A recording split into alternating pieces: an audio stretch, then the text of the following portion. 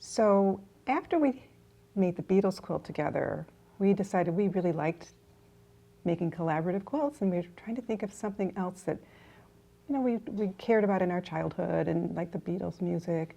And one thing that really stuck out for us was the space program. Our father had been a pilot in the World War II. He flew P-38s in the Pacific, and he loved anything about the space program. He would call us down to the TV if there was going to be a launch. We saw the ones that went up and fell over. And, all of that stuff. All the early ones, yeah. So we said, let's make a quilt about the space program, Right. the U.S. space program. And I remember thinking about, how could we go about doing that? Is it okay to use images? And so I wrote to NASA, and I said that my sister Pat and I were interested in making a quilt about the space program, the U.S. space program, and we wanted to know if we needed any kind of permission to use imagery, which we never really even used exact images, but we thought it would be a good place to start. And they didn't actually write back anything long or anything. They just sent me a huge box of brochures and of everything, all this information and visuals of the U.S. space program, and their comment was, the taxpayers pay for this, so you actually own all this stuff. You can do that. So we were good to go. We were good to go. Good to go. So again, we started thinking, okay, now we need to come up with kind of an interesting set. And we looked at our antique quilts, and that's where I got the idea of the center medallion-y sort of, those are planets swirling around. And it was actually, there was an antique quilt from Michigan that had, in very traditional colors, that sort of center medallion with kind of, I think it was the moon and stars kind of going around the center. But what's interesting is that quilt, that center area, was all pieced, and I didn't want to do that. That seems too complicated. So it's all applique. So I just drew that out and used the raw edge technique and appliqued it together. And then we divided up our little blocks, which we thought, let's make them kind of look like the mission patches, so that's why they're a circle. Right. So they are very, taken from those patches, but never exactly copied from the patches. So we wanted to do more of a history of the important events in the U.S. space program. So each one of those circle patch blocks represents something to do from the very beginning. Right. So I have one of the blocks has a P-38, which is what our dad flew, and it has the little X-1 plane that Chuck Yeager flew, and he broke the sound barrier. So our dad was a contemporary of Chuck Yeager. Yeah. So we always feel our dad was a fighter pilot, and he then retired from the Air Force to work for General Motors his whole career, Detroit Diesel, a division of General Motors.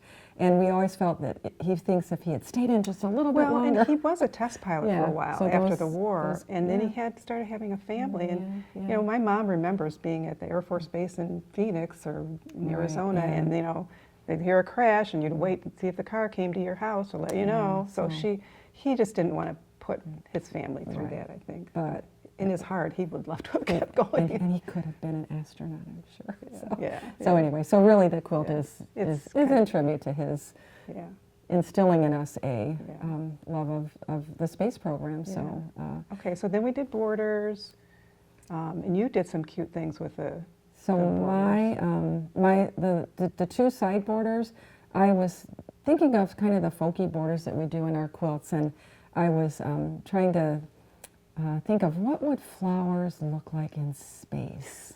So they're kind of spacey flowers, and there's little rocket ships and stuff flying around the flowers and the leaves. So it was a good challenge to kind of make it a little bit of a space flower border. So that was really fun. And then, one of the blocks that people think is really interesting is I was trying to come up with the idea of the future of space program. So this was in the early 2000s, and there was the internet. And so I remember trying to find what is in being discovered at that point of what the future of the space program, the rocket ships would look like. So that's my future block with all the little circles, so I have a little spaceship going into that. Kind of like it's going into warp speed, right, maybe. Warp speed. And I remember asking Pat how many little circles were on that, and you said you had no idea.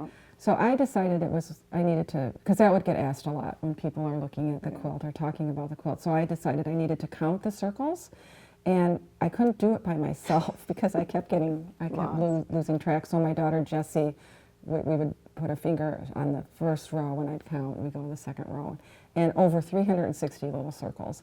And I always say that, so our method of machine applique is you pull the threads to the back and tie each one off. So 360 times, and probably more because you cut some off. I cut some off, yeah.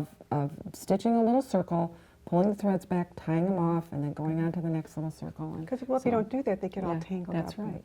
And that's not pretty. So yeah. So that's a fun little fact on that. And then that final outer border, we wanted somehow to document the history of the space program. Right. So we started with Chuck Yeager breaking the sound barrier, and then each, like Werner von Braun and rockets. So the little orange triangle shapes are all, I did that all in free motion writing. And you can go around the whole space quilt. We started with the Mercury mission, Gemini, and blah, we ended with, I think, the first space shuttle.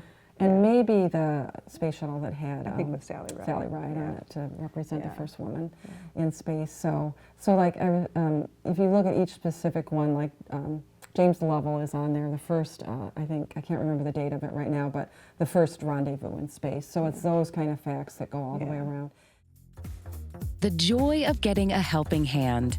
The new automatic needle threader on the B790 Pro assists you with getting started, conveniently and quickly.